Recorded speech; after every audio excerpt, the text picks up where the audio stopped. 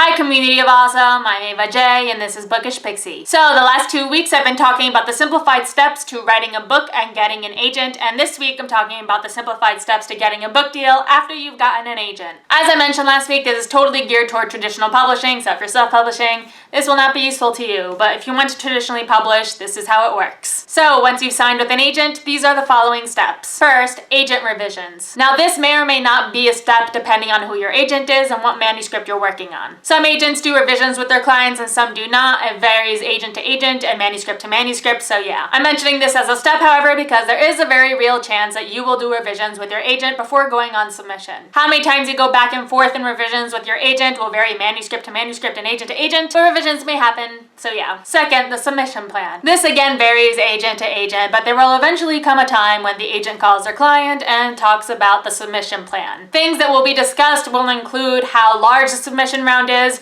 what publishers, imprints, and editors you're submitting to, why one imprint or publisher over another, etc. But the idea is to discuss it so everyone is on the same page with the submission plan. Third, submissions. Eventually the time will come where you will be on submission. The basic version of this is the agent will call editors and chat with them about the book, and editors who are interested will say, sure, send it to me, and then the agent will send it to them, and then you wait. This is really similar to the query process where writers send out query letters and then wait, except this time it's the agent sending out a pitch and the manuscript to editors, and then you both wait. How long you'll be on submission can vary a lot. I've heard of manuscripts selling overnight, which is super, super unusual. Same goes for a couple days.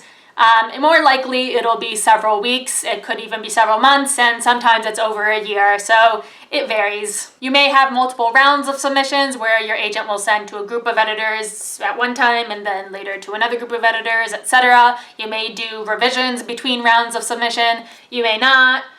Again, it varies. But yeah, at this point it's really out of your hands, so you just wait and distract yourself with other things. Fourth, rejections. I mentioned last week that rejections are inevitable when you're a writer, and this is another stage where rejections are inevitable. Some people's submission journey may end there, where you get all rejections and decide to just work on something else, or you might get all rejections and decide to revise and try again. Whatever you decide, it'll be discussed between you and your agent. Another thing I want to add is getting previously published is not a guarantee of getting published again.